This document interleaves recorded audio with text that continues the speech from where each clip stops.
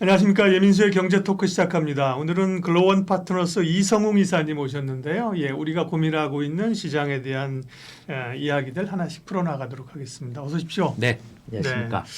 그리고 깊이가 있는 이성웅 이사님인데 네. 제가 늘 얘기를 듣고 싶어도 네. 우리 M사에서는 시간이 제한돼서 못 네. 듣는데 저희 방송에 오늘 오셔서요. 네. 일단 국내에서는 반도체가 제일 고민이고 네. 미국도 금리 인하 이후에 소위 빅테크들 기존의 주도주가 다시 주도주가 될 것인가 네. 이게 사실 추미애 관심사이잖아요. 네. 그 얘기를 좀 하고 싶은데 어디서부터 얘기를 풀어갈까요? 네. 우리가 반도체 쪽 음. 같은 경우가 최근에 글로벌 기업들 대비해서 우리나라 대형 IT주들이 확실히 약합니다. 네. 고점 대비해서 보더라도 한 30% 정도 주가가 하락을 한 상황이죠. 네. 그 근데 우리 뭐 반도체밖에 없어서 그렇죠. 뭐 사실 네. 미국의 IT들은 반도체 말고도 뭐 사실은 그렇습니다. 빅테크들이 많잖아요. 네네. 근데 우리는 거기에 뭐 네이버가 그들과 필적할 수는 없는 거고 그죠? 네. 우리 반도체에만 IT가 대형 IT가 국한되다 보니까 좀 움직임이 제한적인 것 같아요. 네.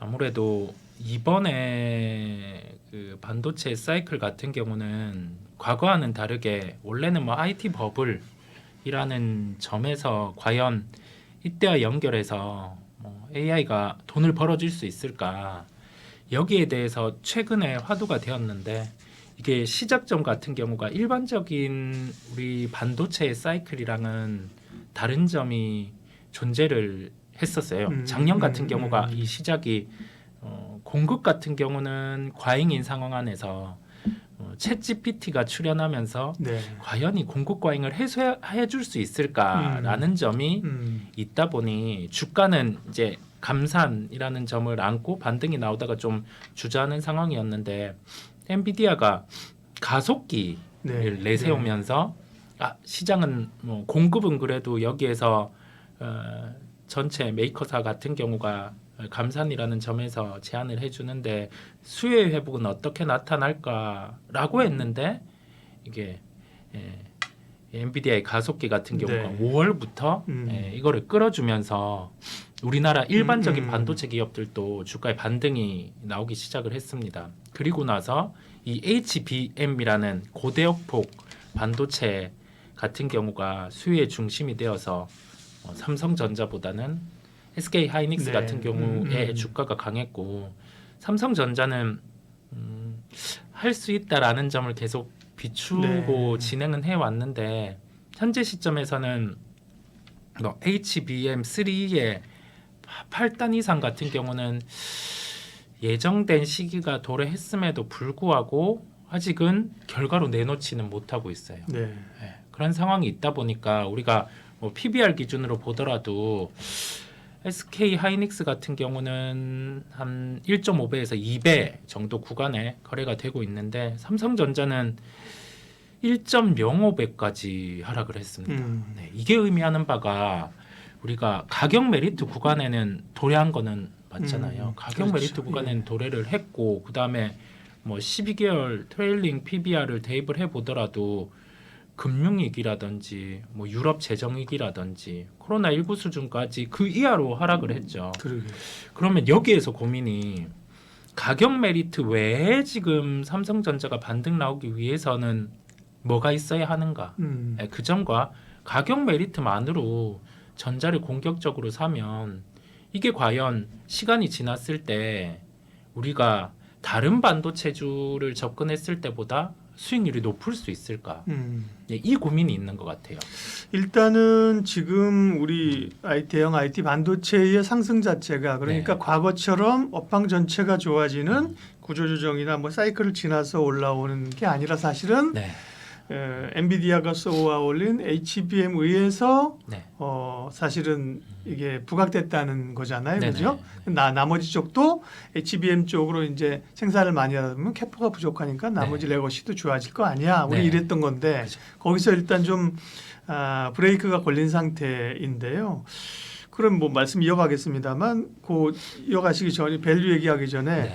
HBM 자체도 사실은 엔비디아나 이런 쪽은 내년 지금 수요가 부족하다. 네네. 예? 그러니까 뭐 삼성도 만들어주길 기대하는 건데 네. 모건 스탠리에서는 이제 공급 과잉 얘기하고 있잖아요. 그러면 그 부분은 공급 과잉을 정말 걱정해야 되는 건지 아닌지 어떻게 보세요? 그 지금 모건 스탠리에서 주장한 바는 2026년에 공급 과잉이 나타날 수 있다라는 점을 리포트를 통해서 주장을 했습니다. 이게 그 논리를 통해서 SK 하이닉스의 목표가를 12만 원까지 낮췄거든요. 근데 이게 2026년에 공급 과잉은 가봐야 아는 상황들.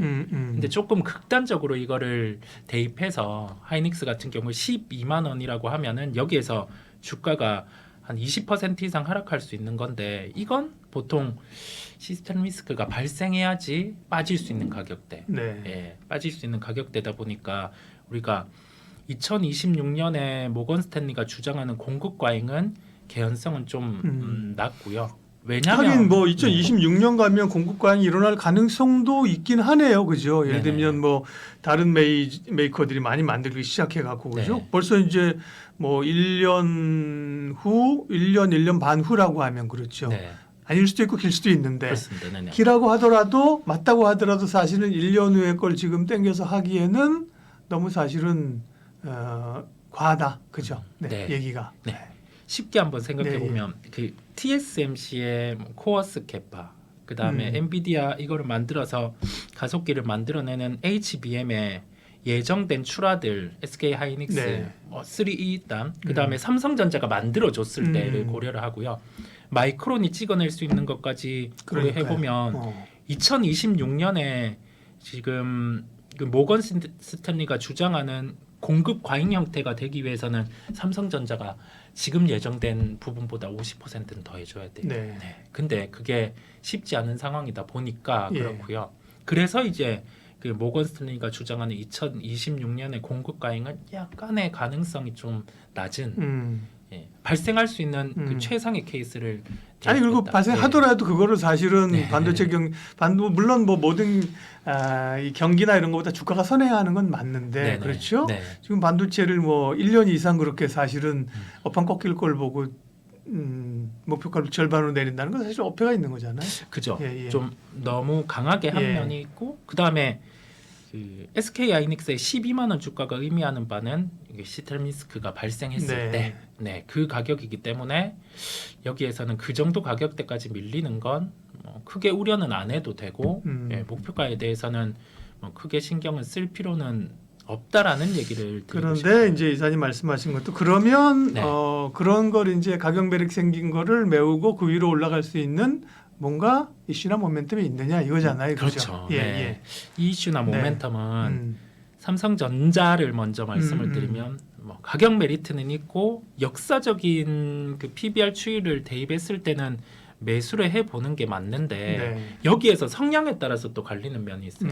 가격 메리트를 안고 접근하는 약간 가치 투자 성향을 가지신 그렇죠. 분들은 매수를 할 수 있어요. 예. 그런데 가치적인 측면 외에 반도체에 대해서 사이클 투자를 하시는 분들은 여기에서 쉽지 않아요. 그렇죠. 왜냐하면 되려 이제 전자 같은 경우가 PBR 1.05배 여기에서 주가가 횡보를 할 수도 있단 말이죠. 그렇죠. 뭔가 버텨 그- 쓰는 네. 기간이 길어질 수도 있는 거죠. 네, 그 이상을 못 보여주면 그래서 쉽게 보면은 여기에서 모멘텀이 발생을 할 텐데 전자와 SK 하이닉스의 주가 차이가 이렇게 벌어져 있는 이유는 HBM 때문. 그렇죠. 네, HBM 때문이다 보니까 지금 시장에서 바라보는 HBM3E 12단 그 부분이 퀄을 통과해 주는지 그거를 확인할 필요가 있다라는 말씀을 쉬운 케이스로 드리고요. 그다음에 여기에서 그 외에 플러스 알파가 될 수 있는 게 뭐 많은 주장이 있었던 것처럼 학습, 추론, 가속기 형태 이런 부분을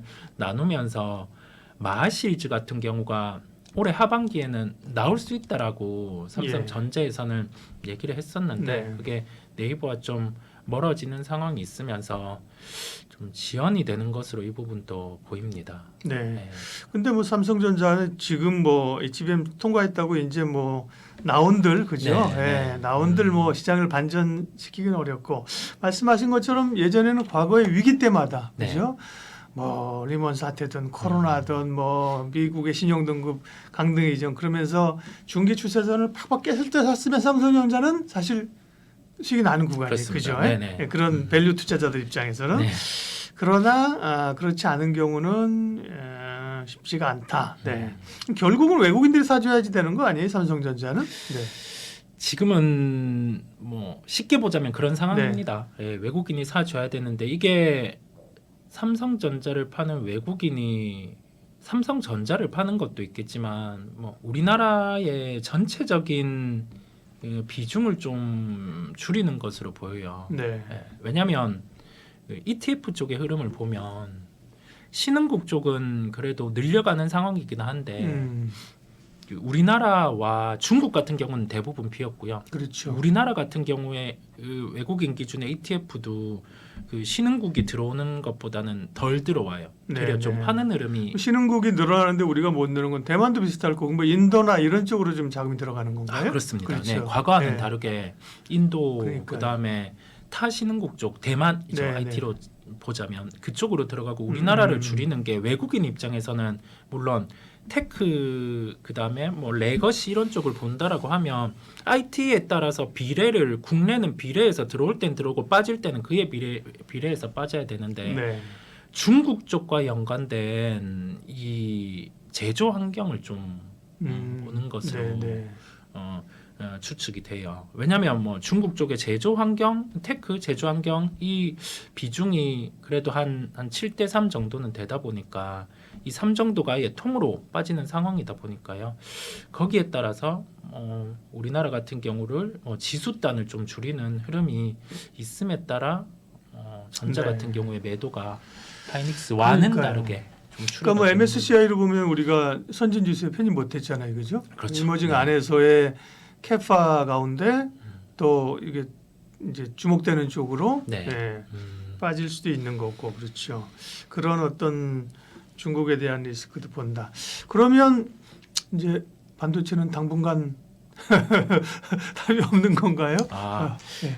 이 결론을 내보자면 엔비디아는 뭐 크게 실적 훼손은 나타나지 않을 것으로 보여요. 예. 어차피 지금 뭐 매출 총익률 같은 경우도 이게 뭐 40% 중반이냐 후반이냐 거기에 따라서 좀 더 뭐 논란이 있었던 거고 그다음에 뭐 블랙엘 같은 경우도 엔비디아의 주장으로는 뭐 4분기에 전혀 뭐 이상 없이 이제 여기에서 지켜 나올 수 있다고 주장을 하다 보니까 실적에 대한 부분의 해소는 크게 없어요. 40% 중반 후반 이 차이다 보니까요. 네. 매출 총익률 기준으로. 그래서 엔비디아는 순항할 수 있는 상황에서 여기 더해져서 TSMC가 캐파를 늘려주면 완전 고마운 거고요. 코스트 캐파를 늘려주면 고마운 거고 그렇지 않으면 뭐 그에 비례해서 HBM 쪽 관련된 종목들 해외 종목들은 좀 멀티플이죠. 이익 대비해서 시총을 뭐 많게는 30배 중반 그 이상 주던 걸 좀 낮춰서 뭐 20배 중반, 20배 이 정도까지 주는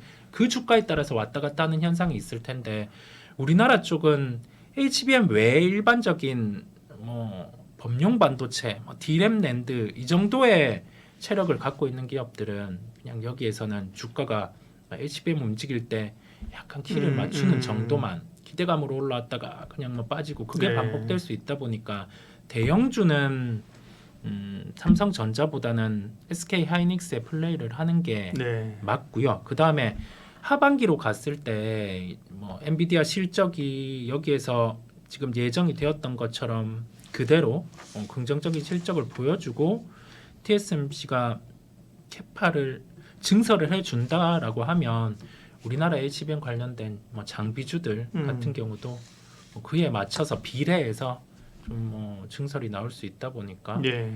HBM 관련된 장비주들 정도 예, 연말의 관심 뭐 이렇게 보는 게 그러니까요. 조금 아까 편하실 것 말씀하신 것처럼 삼성전자를 좀 이렇게 싸잖아요, 그죠? 네, 그러니까 그죠. 싸다는 게 가격이 싼 게 아니라 밸류가 싼데 네. 그 밸류를 정상화시켜줄 네. 혹은 또 오버시팅 시킬 요인이 뭐 있냐 찾아보니까 사실 찾기 어려운 거예요, 그죠? 네, 예. 그죠. 한국 시장이 매력이냐? 그럼 삼성전자 사잖아요, 그죠?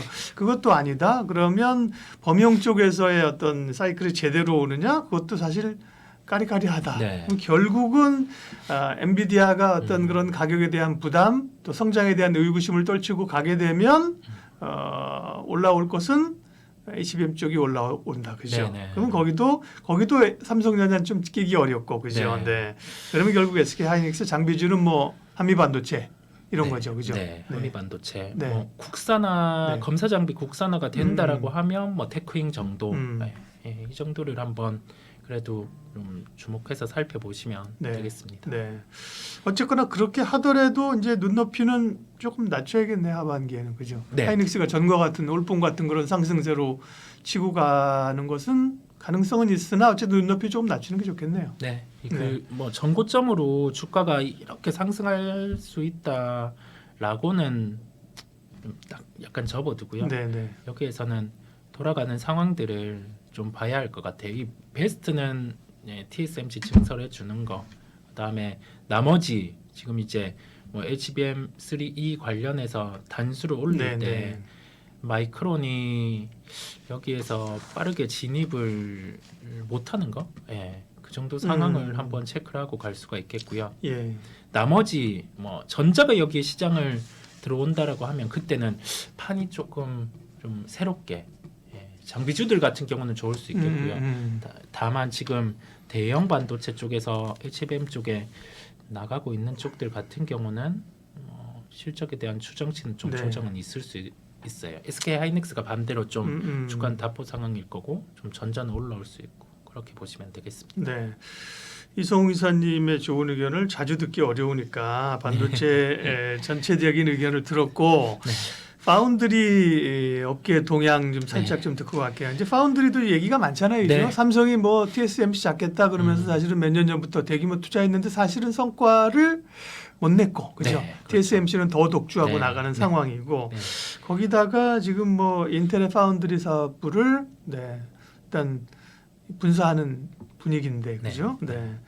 젠스랑이 그 TSMC 말고도 맡길 곳이 있어. 그래서 삼성전자인가 했더니만 삼성전자가 아닌 것 같아. 네, 보니까, 그렇죠. 그죠? 네. 그래서 이 파운드리 쪽에 이 시장 속 삼성전자의 거기서의 어떤 미래 뭐 역할 이런 건 어떤 거예요?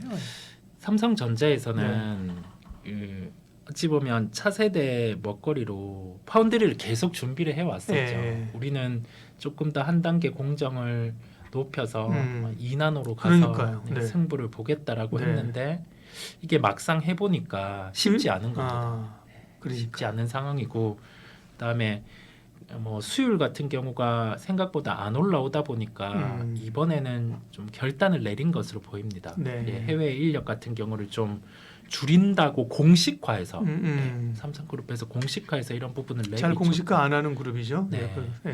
그리고 뭐 파운드리 사업 같은 경우에 대한 톤을 계속 좀 조절을 하는 것 같아요. 네. 어떻게 보면 이제 전영현 부회장이 와서 지금은 이제 회사의 어떤 그 흐트러진 분위기나 에너지를 거기보다는 다른 쪽에 집중해야겠다는 거죠. 선택과 집중을 하는 걸 수 있죠, 그죠? 네. 예. 그래서 그 선택은 우선은 개인적으로는 잘했다라고 말을 할 수가 있겠고요. 왜냐하면 안 되는 분야고 캐펙스만 계속 들어가고 있는 상황인데 이거를 여기에서 계속 뭐 비용을 쓰기보다 이 파운드리 같은 경우에 사업을 조정하면서 내비친 게 이거 낸드의 사업에 대해서 좀 프리미엄 낸드죠. V낸드 쪽으로 우리가 집중을 하겠다라고 약간 언론으로는 또 내비쳤어요. 예. 근데 이런 선택이 어찌 보면 약간 기업 내부적으로도 잘할 수 있는 쪽에 집중하려고 하는 뉘앙스가 그러게요. 보입니다. 그걸 보면 뭐 파운드리 쪽에서 고전하고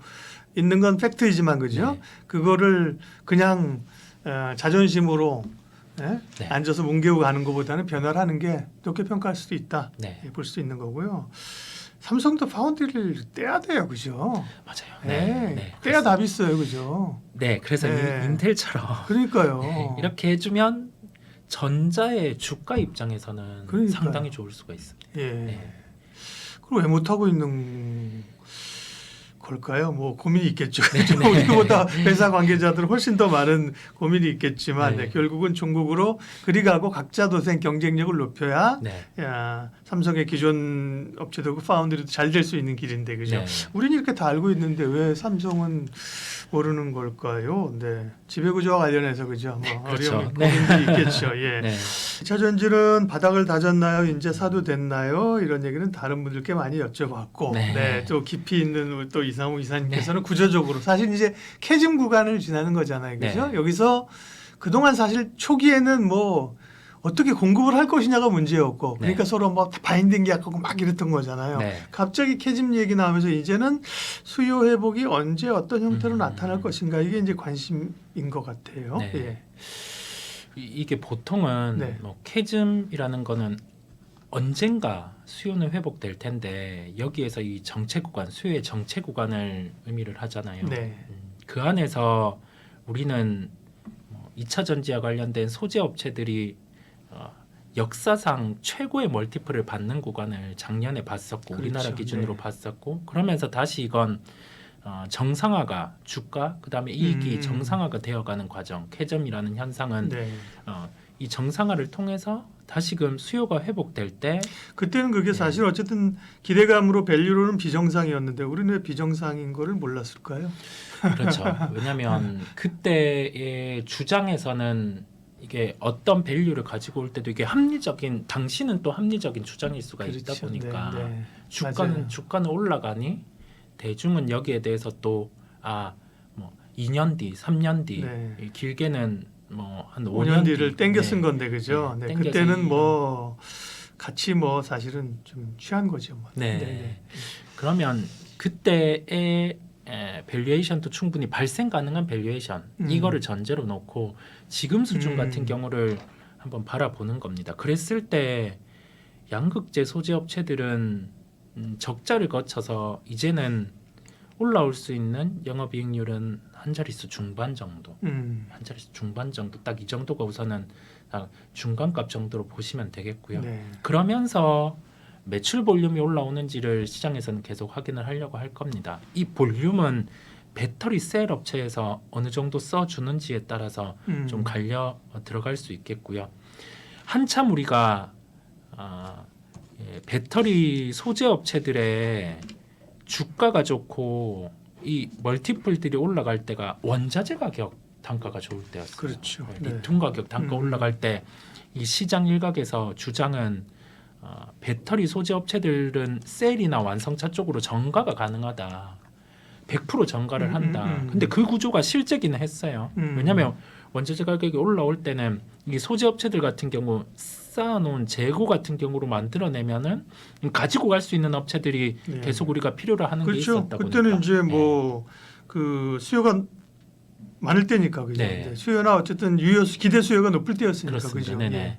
근데 지금은 네. 또 상황이 달라진 게 여기에서 좀 수요에 대한 부분의 조정이 나타난 게 막 원자재 가격이 올라가는 상황에서 먼저 유럽이 여기에 대해서 우리가 동력 원벌로 비중을 2020년 기준으로는 전기차를 이렇게 좀 비례해서 올라오다가 그러니까 이 네. 만드는 동력 원벌 비중을 뭐 디젤 그다음에 하이브리드 뭐 보급형 전기차 가솔린차를 이 비례로 했을 때 비중을 전기차 쪽을 높게 2019년부터는 높게 유지를 해오다가 2023년 작년부터는 이제 하이브리드에 대한 비중을 조금 더 늘렸어요. 네. 유럽 입장에서는 왜 그랬냐라고 하면 탄소 배출과 관련된 이산화탄소 규제를 강하게 드라이브를 걸어보니 여기에 부합하는 차량이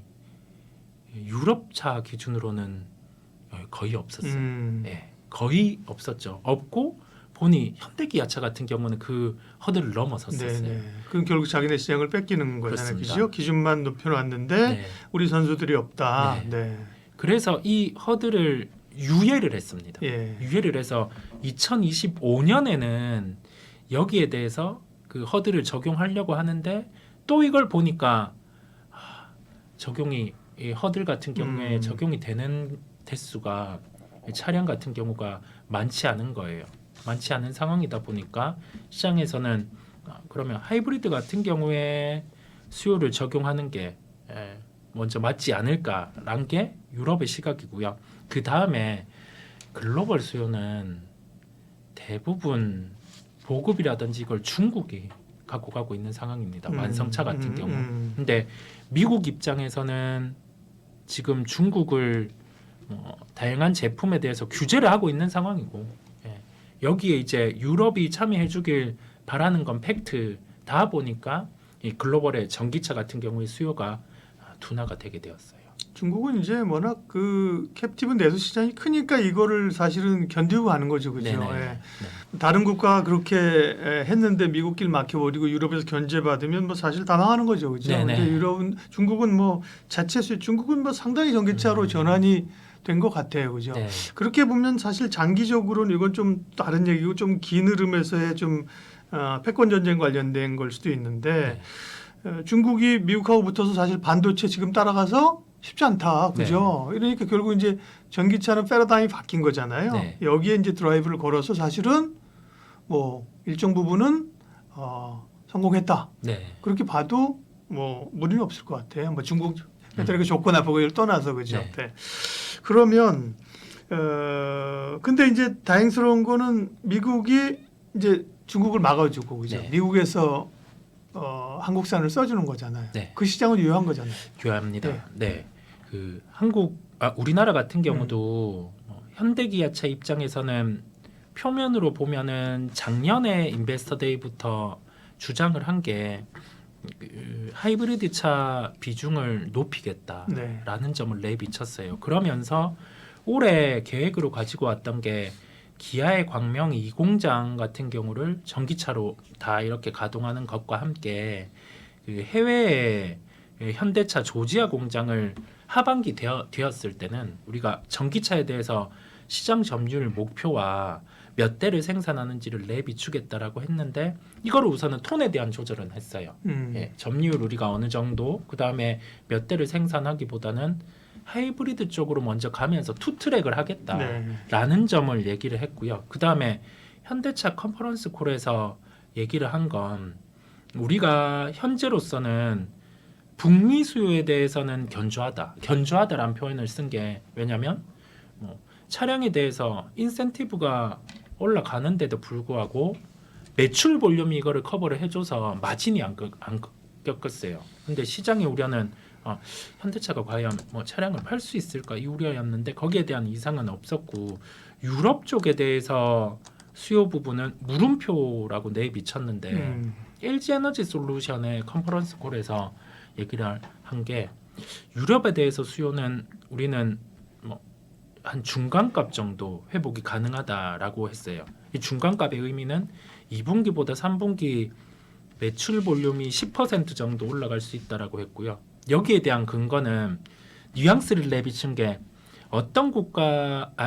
유럽 중에 어떤 국가가 먼저 매출이 올라올지 모르겠으나 추정할 수 있는 거는 독일 정도가 올라올 수 있다라고 뉘앙스를 내비쳤거든요. 그런데 오늘 돼서 이제 다양한 이 매체를 통해서 독일 같은 경우가 원래 전기차 관련해서 거의 수요에 대해서 희박하게 예상을 했다가 이제는 보조금 같은 경우를 다시 재개할 수 있다라는 점을 내비쳤습니다. 그러면 LG 에너지 솔루션의 컨퍼런스 콜에서 주장했던 2분기에서 3분기 넘어갈 때 매출 볼륨이 10% 올라올 수 있는 건 이제 팩트가 되게 되고요. 그러면서 EU, 유럽 국가 중심으로 해서 수요가 다시 살아날 수 있지 않을까라고 좀 시장에서는 하나의 희망을 좀 걸어볼 수가 있겠습니다. 네. 예. 그러니까 정리를 해보면 전체적으로 캐즘 구간을 지나면서 수요가 지금 어쨌든 본격적으로 늘어나는 거는 전체적으로 늘어나는 거는 시간이 좀 걸리는 거죠. 네, 그렇습니다. 걸리는 네. 거고 유럽 쪽에서 좀 기대감들이 좀 있는 거고요. 그러면 이제 자동차 얘기도 했습니다만 일단 우리가 2차 전지 얘기 쪽으로 국한해서 얘기하면 우리 소재하고 셀사가 있잖아요, 그죠? 네. 그러면 아까 이제 말씀하신 LG 엔솔 같은 경우도 셀을 파는 거니까 그죠? 네. 유럽에 파는 거고. 네. 그러면 이제 앞으로는 우리가 기대감이 소재사에 굉장히 높았는데 양극재나 그죠? 다른 소재도 있습니다만 결국은 시장의 중심대로 시장의 수요가 회복되면서 견조한 정상적인 마진으로 가게 되고 그러면 결국은 대형 셀사들이 또 안정적인 건가요? 그렇습니다. 셀사들이 더 유리하게 가는 구조고요. 왜냐하면 소재 쪽 같은 경우는 지금 최종적으로는 이게 수요가 회복되는 단계에서는 다시금 멀티플을 높게 부여를 해줄 텐데 지금은 그런 상황이 아니다 보니까 동일하게 뭐 셀을 만드는 업체들한테 마진으로는 더 유리하다라는 말씀을 드릴 수가 있겠고요. 근데 셀 업체들 같은 경우도 이게 단순히 2차 전지, 그러니까 전기차 관련된 셀보다 하나의 기대가 더해진 게 ESS. 네, ESS 쪽이 좀 냉정하게 한번 비교해 보면 중국 쪽의 LFP 구조를 가진 ESS 대비해서는 단가가 한 20% 정도까지 더 비싸거든요. 비싼데 최근에 LG에너지 솔루션도 그렇고 삼성 SDI도 그렇고 ESS 수주를 미국과 미국 에너지사와 협력해서 진행을 한다는 뉘앙스를 내비쳤어요. 이게 보니 미국이 중국 쪽에 관세를 적용을 할 때 가격이 거의 붙게 돼요. 가격이 거의 붙게 되고 그다음에 미국에서 어찌 보면 중국 쪽의 기업들을 배제하는 견제하는 상황이다 보니까 우리나라 쪽으로 좀 경쟁력이 있는 거네요. 네, 수주를 좀 줄 수 있지 않을까. 가격 근데 거기에서 가격도 보니 관세를 적용하면 큰 차이가 안 나다 보니까 이제 수주를 가지고 갈 수 있지 않을까라는 상황인데 이것도 그냥 어찌 보면 하나의 가능성으로. 전기차나 뭐 ESS가 사실은 구조적인 수요 증가가 일어나려면 지금 사실은 안전에 대한 문제가 해결이 돼야 되는데요. 그러기 위해서는 뭐 전고체에 대한 기대감들인데 이게 이제 빠르게 좀 확산이 될 수 있는가 궁금하고요. 2차 전체에 대해서 그러면 투자자들은 어떤 스탠스로 가야 될지 전략 좀 마무리해 주세요. 우리가 최근 시장이 아무래도 개별주가 반응하는 시장이다 보니까 시가총액 상위주들이 좀 쉬어가는 상황 안에서 시장에서는 계속 뭐 스토리라고 하죠. 그렇죠. 내러티브가 붙으면 그저 끌고 가는 거죠. 내용이 될 수 있는 게 전고체 배터리 쪽이다 보니까 뭐 오늘은 구체적으로 뭐 황화 리튬 관련된 이 소재 쪽이 전고체에서 적용이 되었을 때 가장 효율을 발생할 수 있다라는 뭐 리포트도 나오고 했어요. 그런데 지금의 수율과 이 수율을 통한 단가를 적용을 해봤을 때 전고체 배터리를 탑재한 전기차는 최소한 3억 정도. 대당. 네, 대당. 그 이상의 가격으로 형성될 수밖에 없고 그다음에 주행거리 자체도 뭐 일반적인 우리 3원계 전기차 대비해서는 한 3분의 1 정도 수준이 나옵니다. 그래서 근데 엄밀히 따지면 그러면 뭐 내연기관차 타고 다니지 굳이 전기차 탈 이유가 없는 거죠. 뭐 얼리 어댑터로서 폼 잡으려면 몰라도 그죠? 그 효율이 안 나오면. 근데 시간이 가면 해결은 될 거지.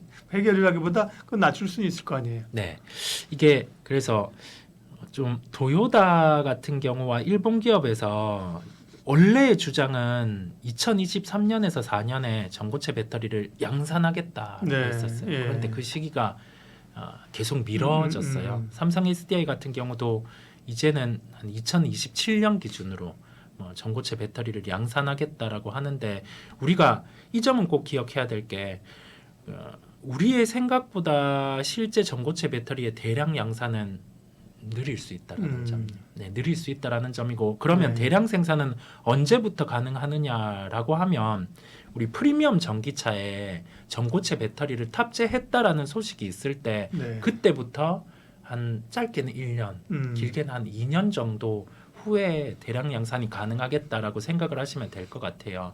그러면 이런 쪽은 스토리로 계속 뭐 종목들 뭐 그래서는 안 되지만 전기차 관련된 3원계의 이슈가 있을 때 종목이 왔다 갔다 하는 정도로 우선 보시면 되겠고요.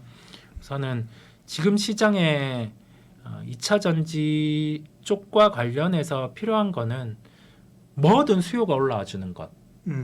뭐 이번에 뭐 테슬라의 로봇 택시가 되었든 아니면은 2차 전지와 관련된 차량 외에 다른 뭐 하나의 디바이스가 나와서 뭔가 이 뭐 UAM이 됐던 예를 들면 배터리 시장을 바꿔줄 수 있는 그런 새로운 수요든 아니면 기존의 수요든 이게 나와줘서 좀 끌어주는 점을 보여주면 작년만큼의 그런 이만큼의 멀티플은 받을 수 없겠지만 작년에 한 그래도 한 70% 정도의 멀티플은 소재 쪽에서 받을 수가 있을 것으로 보입니다. 예. 그래서 그런 수요의 회복을 좀 기다릴 필요가 있고 이게 출현을 했을 때는 아마 종목들 같은 경우가 쉽게는 소재 쪽이 뭐 짧은 박스권이 이렇게 형성이 돼 있을 텐데요. 지금 주가에서 그 박스권을 뚫는 흐름을 주가로 보여줄 거예요. 예, 그때는 확실히 새로운 수요가 나왔을 때이기 때문에 그런 네. 점을 체크하면서 그러면 그 말씀은 안정적인 건 세리지만 어떤 모멘텀이나 이슈가 됐을 때는 주가의 탄력성은 소재가 더 강할 수 있다는 얘기인가요? 네, 소재가 더 강할 수 예. 있고 여기에서 프리미엄 소재 쪽 같은 경우가 네. 먼저 주가의 반응은 나타날 것으로 보여요. 뭐 실리콘 응급제라든지 네. 아니면은 뭐 전구체라든지 이쪽은 아직 뭐 공급 대비해서 수요가 더 증가하는 상황이다 보니까요. 네. 네, 프리미엄 쪽 같은 경우를 먼저 챙겨 보시고 그 다음에 이제 양극재 같은 경우는 실적으로 먼저 확인이 될 거예요. 한 자릿수 중반의 영업이익률에 대한 회복 그리고 나서는 뭐 수요 회복하면 한 자릿수 후반 이런 식으로 나타날 거기 때문에 지금 매도는 의미는 없어요. 주가는 이만큼 빠져 있으니까 우리가 작년에 실기가 없기 위해서 한 번 더 확인을 하고 가는 거죠. 더 살 수 있는 구간은 어떻게 강하게 데이터를 확인하고 살 것인가기 때문에 그런 부분을 같이 확인해 보시면 되겠습니다. 네, 세상이 늘 변하는데요. 네. 지금의 변화하는 세상은 글쎄 뭐가 있을까? 옛날에 이제 평평한 그다음에 서로 교육을 하던 세계에서 네. 자기 것만 챙기는 거죠. 그렇죠. 네, 자국 이기주의. 그게 네. 이제 분절화. 예. 그래서 며칠 전에 라가르드가 이제 뭐 1920년 같은 20년 같은 네. 공황으로 간다 그죠. 네. 무역을 줘야 그런 거랑. 그다음에 글로벌리 그러다 보니까 전쟁이 국지적으로 많이 일어나고 네. 그죠. 원전의 그 방산에 대한 기대감. 그다음에 뭐 친환경. 그다음에 또 이제 금리 인하가 미국에서는 정책적인 기조로 돌아선 거잖아요. 네. 또 뭐 AI에 대한 AI 혁명. 네. 뭐 그런 거죠. 네. 세상의 변화들. 그렇습니다. 네네. 그 중에서 이제 투자 아이디어를 좀 뽑아주십시오. 네. 최근 시장이 이 매크로장이라고 일컬어집니다. 네.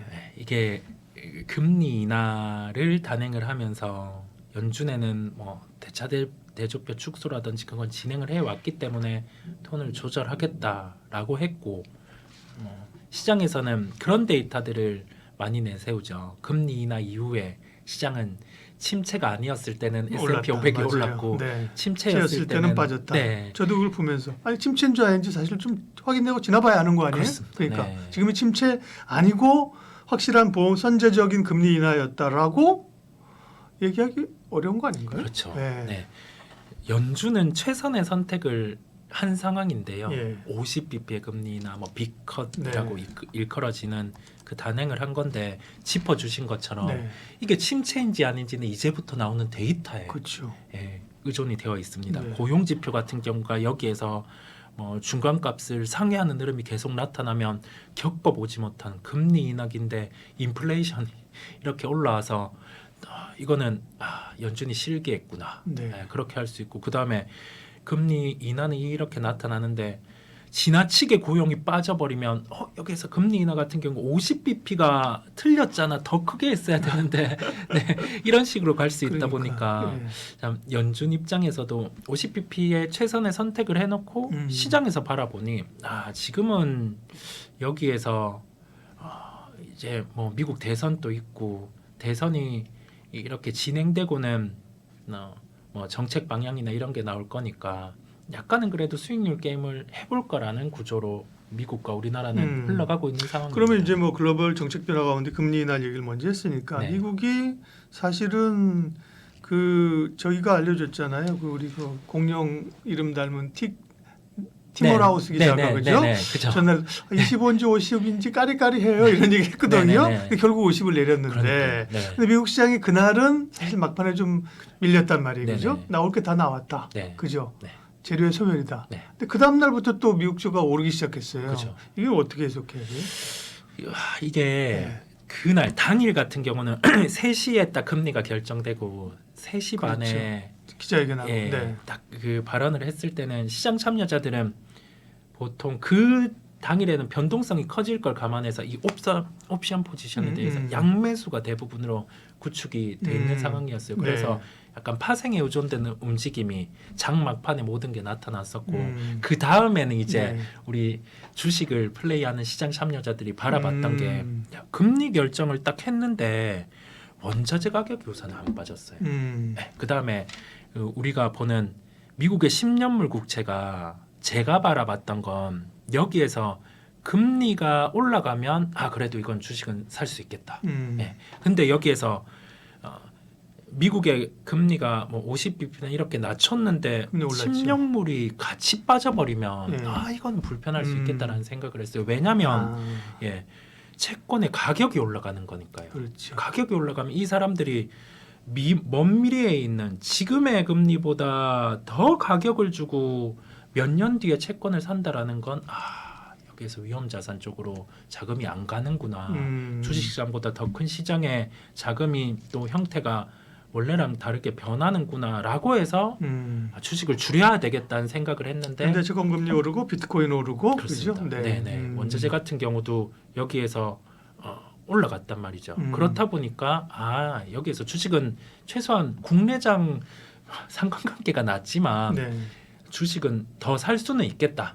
최소한 더 살 수는 있겠다. 개별주를 사든 더 살 수는 있겠다라고 생각을 했고요. 미국 시장은 안 팔아도 되겠다. 네. 유효합니까 지금도? 근데 고점에 대한 상당히 부담들은 있잖아요. 그렇습니다. 예. 네, 그렇기는 한데 이 형태에서는 안 팔 수는 있겠다는 동일합니다. 안 팔 수는 있겠다는 동일하고 다만 우리가 매크로 지표로 확인하고 가겠죠. 네. 여기에서 중간값 정도만 유지되어 주면은 뭐 대선까지는 또 연명하고 밀고 갈 가는 수 거고요. 있죠. 네. 그 다음에 이제 정권 바뀌면 본 게임. 그렇죠. 본 게임이죠 그때는. 네. 여기에서는 그러면 소위 금리 인하에 따른 수혜주로 우리가 많이 언급을 하잖아요. 네. 그거는 이사님 그러면 어떤 게 좋아 보입니까? 네. 우리가 일반적으로는 워낙 대중이 다 바라봤던 거는 제약 바이오죠. 그렇죠. 네, 이게 또 학습 효과가 있다 보니까 50bp 낮추고 미국장 안 빠지니 네. 신고가를 낸 게 제약 바이오 쪽이다 보니까 맞아요. 이거는 네. 일반적으로 다 알고 있는 상황이고요. 미국에서 좀 중간 정도로 노멀하게 반응을 했던 거는 그 건자재 쪽, 네. 홈디포라든지 이쪽이 반응을 했었어요. 그리고 나서 저는 고민을 해본 게 그러면 주택과 관련된 부분에서는 종목들이 보여주면서 반응을 했는데 더 이상 나빠지지 않을 수 있는 게 뭘까라는 생각을 해봤을 때는 건설기계 쪽입니다. 이게 건설기계 쪽이 북미 쪽에서 유례 없는 재고들이 쌓여 있는데요. 이게 원래는 교체 주기가 도래를 해서 건설기계 쪽이 교체가 되었어야 되는데 이 바이어들 같은 경우와 딜러 같은 경우가 당장 물건들 같은 경우를 내어놓지 않고 보통 특이한 게 정권 교체기 때 건설기계의 단가들이 올라왔어요. 역대급으로 보면. 그래서 이 재고를 팔라고 재고를 지고 있는 거군요. 네, 재고를 지고 있는 상황인데 이게 바꿔줘야 돼요. 지금 바꿔줘야 되다 보니까 이 대선의 시기에 맞춰서 이 교체 같은 경우가 우리가 눈으로 보이는 착시 재고인 거죠. 이것까지 다 밀려서 나올 수 있다 보니까 그래서 3분기까지는 실적이 안 좋아요. 건설기계 쪽이. 좋은 인사이트인데 왜냐하면 사실은 뭐 변압기나 이런 쪽은 전력기기 쪽은 교체 수요가 많다. 미국에 그죠? 노후 설비와 함께 IRA 이런 걸로 해서 되게 그냥 기대감이 올라온 거잖아요. 근데 사실 그렇게 보면 인프라 쪽이 움직이면 사실은 건설기계나 장비나 이런 쪽도 가야 되는데 그쪽이 구조적인 어떤 이유로 있어서 못 가고 있다. 네. 그럼 뭐 굴삭기 뭐 이런 거예요? 그렇습니다. 그렇다 보니까 뭐 편하게 보시면 미국의 캐터필러 같은 경우도 3분기까지는 눈으로 보이는 실적은 안 좋습니다. 안 좋은데 우리가 생각하는 점보다 턴어라운드는 4분기부터는 빠르게 지킬 수가 있고요. 그 다음에 중국 같은 경우도 자동차의 교체에 대해서 막 이구안신 정책. 그래서 우리가 이 교체에 따라서 뭐 화학 같은 경우가 좋아질 수 있다라고 한데 중국의 이면에서 준비하는 정책은 간접적인 인프라에 대한 교체도 있습니다. 그 굴삭기 부분 같은 경우도 이구안신 자동차의 이구안신과 비슷하게 이번에 좀 교체가 되는 부분이 있다 보니까 중국이 경기가 좋지 않음에도 불구하고 굴삭기 재고가 이제는 줄었어요. 줄다 보니까 여기에서 뭐 수요 같은 경우에 회복만 보여주면 주가는 V자인데 그거는 중국은 쉽지 않고요. 네. 미국 쪽 같은 경우가 좀 빠를 수가 있습니다. 우리가 2차 전지 얘기하면서 뭔가 새로운 수요가 좀 창출되면 모멘텀이 생길 수 있다 그러는데 네. 건설 기계 다 전기차로 바꿔야겠네. 그러면 용량 많이 들어갈 거잖아요, 그죠? 그죠. 네, 뭐 선박도 예를 들면 네네. 2차 전지로 가고 뭐 비행기도 갈 수 있다는 얘기도 있었잖아요. 그죠. 상용은 그렇죠. 안 됐는데 네네. 여담입니다. 건설 기계도 그렇게 되면 그렇게 보면 사실은 매력이 있네요. 전력 기기는 많이 올랐지만 사실 네. 건설 기기는 뭐 우크라이나 기대가 뭐 이런 걸로 좀 그죠. 반짝하고 나서는 사실 못 갔잖아요. 그죠? 네. 예. 그래서 우리가 뭐 트럼프 후보가 당선되지 않는다 하더라도 예. 건설 기계는 이제는 볼 수 있는 시기예요. 볼 수 있는 시기고 가장 아쉬운 점은 국내 특이 사항이긴 한데 두산 바켓이 네. 네, 이 지배 구조 속에 그러게요. 파묻혀 있다 보니까 네. 평가가 역대급으로 평가 절하가 되어 있습니다. 그렇죠. 이게 만약에 지배 구조상에서 지금 두산그룹이 진행하고 있는 끈을 좀 풀어준다라고 하면 두산 바켓의 반등도 좀 빠를 수가 있겠고요. 네. 그다음에 우크라이나 재건이 만약에 진행된다라고 가정을 해봐요. 그랬을 때는 우크라이나 쪽에서 건설기계 굴삭기의 시장 점유율이 가장 높았던 기업은 우리 현대 산업개발? 아니 산업개발이란다. 현대인프라코. 예, 인프라코. 네, 네. 이름이 바뀌었다 보니까 저도 음. 잠시 이게 기존 기업이 나올 뻔했는데 네, 네. 현대인프라코어 같은 음. 경우를 접근하시면 좀 베타라고 하죠. 우리가 네. 주식에 대해서 이렇게 좀 상승할 수 있는 변동성이 가장 큼을 좀 알 수가 있겠습니다. 그러게요. 네. 그렇게 보면 사실은 또 좀 꽤 전력기기만큼이나 탄력적으로 갈 수 있는 그 섹터의 성격이거든요. 네네. 그렇죠? 네, 현대건설기계, 네, 현대인프라코와 말씀하신 두산밥켓 네. 이런 것들 그죠? 예. 뭐 우크라이나 관련과 관련된 뭐 급등하는 조그만 종목 이런 거 아니더라도 그죠? 네, 네네. 갈 수 있고요. 네, 좋은 아이디어십니다. 또 좀 뭐 정책 변화나 금리나 얘기하고 있는데 또 좀 볼만한 섹터는요. 네. 아무래도 약간 최근에는 무게감이 덜하기는 하지만 원전 네. 같은 경우도 뭐 밸류체인 생태계를 파악해 놓으실 필요가 있겠고요. 아주 쉽게 대부분 한수원 쪽에서 한수원 컨소시엄에서 수주를 따와서 설계 같은 경우를 이제 뭐 대부분 한수원 컨소시엄에서 하고 주요한 기기, 주기기는 뭐 두산에너빌리티, 네. 보조기기는 뭐 기타 기업 중에서 우리나라 주로 하는 게 뭐 BHI, 뭐 해제나 그런 쪽 같은 경우는 뭐 한전도 컨소시엄 안에서 이렇게 이루어지게 되는 상황인데 최근에 큰 트렌드가 미국에서 이제 소형 모듈 원전과 관련된 부분의 수주들의 진행 부분이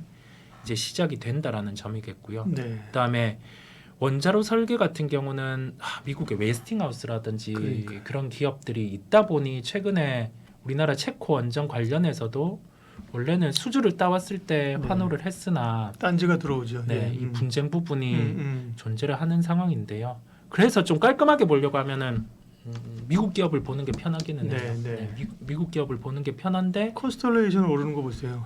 그러니까요. 네, 네. 그렇습니다. 이게 미국 기업 안에서 좀 에너지 원과 관련해서 그러니까요. 는 보기에는 편한데 이게 방향성은 소형 모듈 원전입니다. 아, 네. 근데 SMR은 얘기는 계속 나오면서 네. 뭐 별로 그렇게 진척이 안 되나? 왜 그렇죠? 네. 그죠. 이게 네. 좀 진척 같은 경우가 누가 그러더라고요. 소형 SMR 얘기하면서 원래 그게 MSS하고 미국에서 하려고 그렇습니다. 했는데 네네. 팩트인지 모르겠어요. 누가 거기 아직 못했어요. 근데 중국에서는 SMR 뭐 했다 그러더라고요. 네네네. 그죠? 네. 그런 얘기도 했었는데 SMR에 대한 기대감 계속 가져야 된다. 네. 그러면 결국 원전은 이렇게 봐야 되네. 국내 사실 원전 관련주는 고민은 뭐냐면 주로 해외 수주 되면 반짝 오르고 그죠? 네. 네. 기대감으로 아니야 그럼 빠지고 그죠? 수주했다고 하더라도 세론으로 빠지고 주로 이제 거기에 연관돼 있는 거잖아요. 네. 물론 최근에는 국내 또 원전 뭐 재가동 이런 게 있었지만 네. 결국은 국내 모멘텀은 해외 원전 수주였단 말이에요. 근데 그렇습니다. 미국은 그게 아니라 AI 수요에 따른 전력 수요 급증의 하나로서 원전을 재가동하고 이렇게 하는 거잖아요. 그죠? 네. 그러면 결국은 우리의 어떤 수출 원전 수출의 천수답에서 벗어나려면 결국은 글로벌 밸류체인에 부품이라도 공급하고 있는 업체들을 봐야 되네요.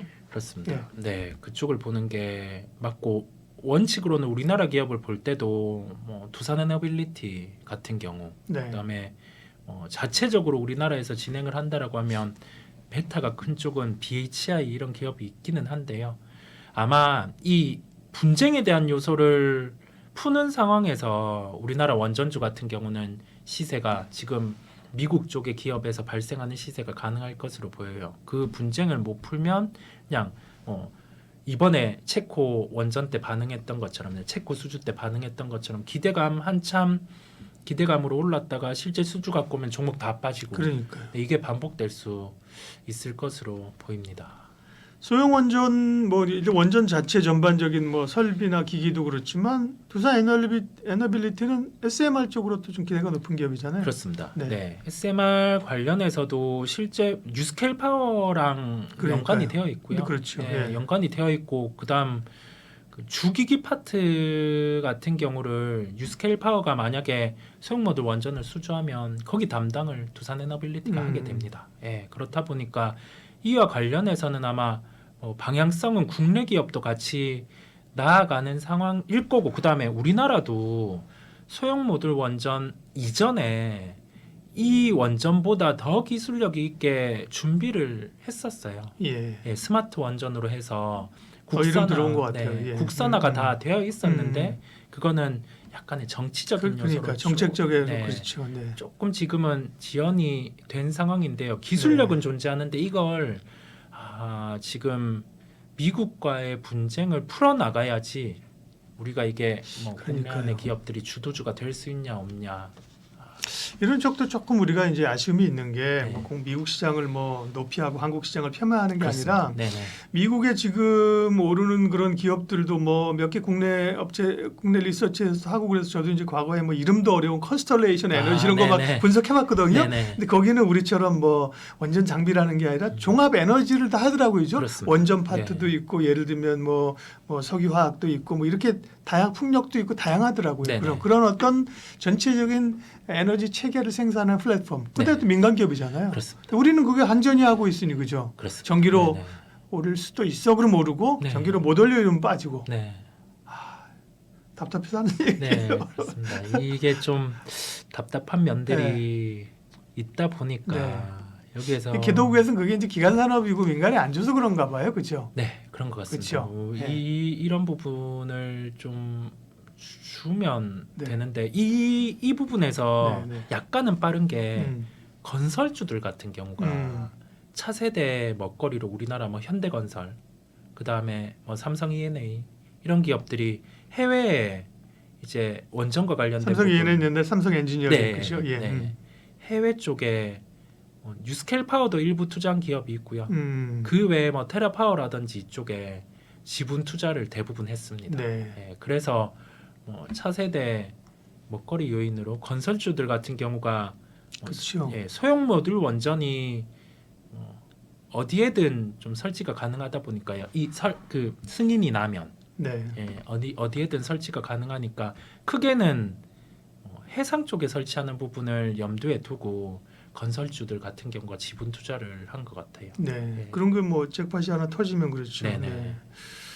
그러니까 원전은 뭐 국내에서는 물론 뭐 한전 브라더스, 한전 기술, 한전 KPS, 한전산업 네. 원전 관련되면 여기가 제일 강하고요. 네. 그 다음에는 조금 더 중심 있게 보려면 두산 에너빌리티, 네. 그렇죠? 거기다가 이제 건설주. 네. 건설주는 뭐 여러 모멘텀이 좀 불 수 있겠네요. 그렇게 보면 그죠? 네. 꼭 원전뿐만 아니라 뭐 재건, 네, 그렇죠? 재건. 인프라. 네, 그 다음에 또 인프라. 국내 이제 부동산 경기 네, 이런 부동산 쪽으로 경기. 하면 그렇죠. 네.